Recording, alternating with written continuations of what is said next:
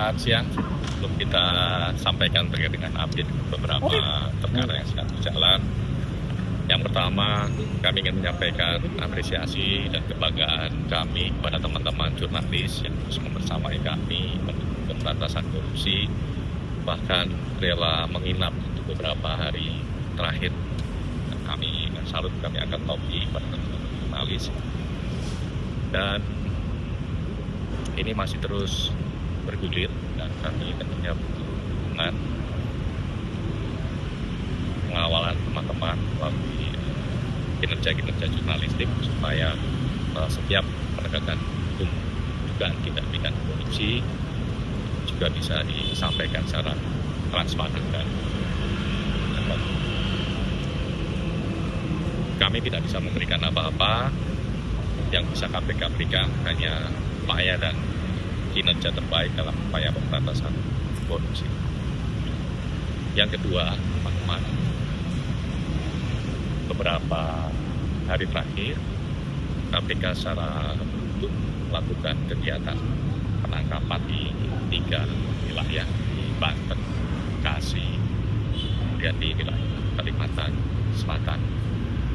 Tentu ini menjadi keprihatinan kita semua karena ternyata tindak pidana korupsi masih banyak terjadi. Kita butuh upaya kolektif pemberantasan korupsi, termasuk tempat penting kawan-kawan jurnalis. Sehingga KPK juga tidak hanya berhenti pada upaya represif saja. KPK tentu nanti akan melakukan integrasi pada upaya-upaya pencegahan dan pendidikan anti korupsi.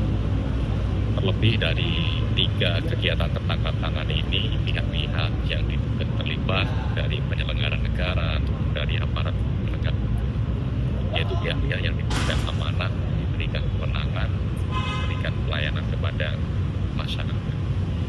Sehingga tentunya dalam setiap pidana korupsi yang dirugikan adalah masyarakat.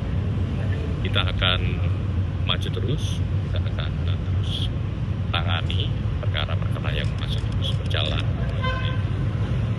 KPK mohon dukungan masyarakat dan khususnya kawan-kawan jurnalis karena negara tidak boleh kalah dengan korupsi.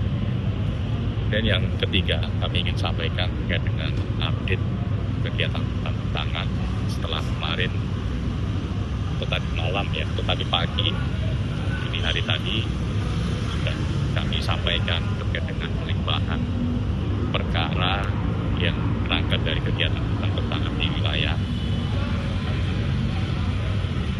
bahwa perkara tersebut berupa dari adanya pihak-pihak yang sedang berperkara di tindak pidana umum, sedang bergulir di persidangan, di mana dalam proses persidangannya para pihak tersebut, ya, salah satunya warga negara asing dari Korea Selatan, menjadi korban juga tindak kekerasan oleh aparat penegak hukum, di mana modus-modusnya diantaranya ancaman pemberian tuntutan yang lebih tinggi, penahanan, dan ancaman-ancaman dalam bentuk lainnya.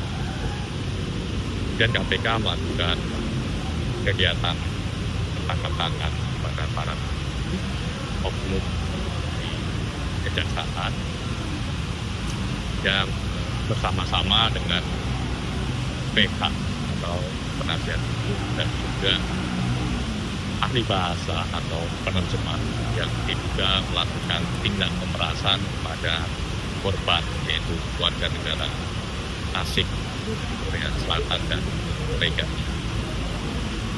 Tentu ini juga penting untuk terus kita kawal agar proses-proses itu ke depan juga bisa berjalan secara kredibel dan profesional. Terlebih korbannya adalah warga negara asing. Itu kita ingin menjaga bagaimana citra Indonesia di mata dunia internasional, di mana dalam konteks pemberantasan korupsi, salah satu pengukuran di skala internasional kita menggunakan CPI, Corruption Perception Index, yang dikeluarkan oleh Transparency International. Itu ini juga menjadi concern tentunya, dan kami meyakini dengan kehadiran para pejabat dari Kejaksaan Agung tadi malam itu juga menjadi bentuk komitmen dari Kejaksaan Agung menindaklanjuti penanganan perkara dugaan tindak pidana korupsi yang dilakukan oleh para oknum jaksa bersama-sama dengan penasihat hukum dan juga ahli bahasa atau penuntut, bagaimana pemeriksaan awal yang sudah dilakukan oleh KPK pada tahap penyidikan kemarin dan dilakukan kegiatan tertangkap. Kemudian selain kegiatan tertangkap tangan di Banten tersebut, tim KPK juga melakukan penyelidikan tersebut di wilayah Bekasi dan Kalimantan.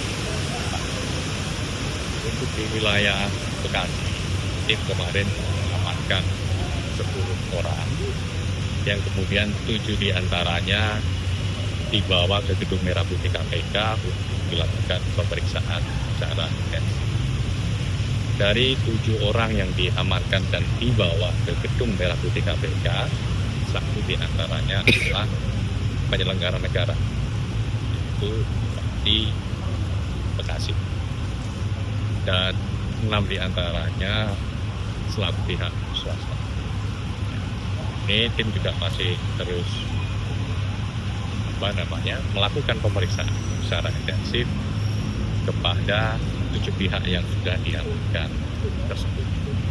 Selain 7 orang yang sudah diamankan, tim juga mengamankan dan menyita barang bukti dalam bentuk uang tunai dalam jumlah ratusan juta. Nanti detailnya kami akan sampaikan saat konferensi pers. Kemudian tim tentunya juga melakukan penyegelan ya dalam kegiatan pertangkap di Bekasi ini untuk beberapa lokasi dalam kebutuhan nanti untuk melengkapi barang bukti yang dibutuhkan dalam proses penanganan perkara ini. Kemudian yang ketiga, tim juga melakukan kegiatan penangkapan terhadap para pelaku terduga tindak pidana korupsi di wilayah Kalimantan. Proses. Mas, OTT di Bekasi ini selain mengamankan Bupati, apakah juga termasuk menangkap ayah dari Bupati Bekasi ini? Nah, jadi di antara 7 orang yang diamankan, salah satunya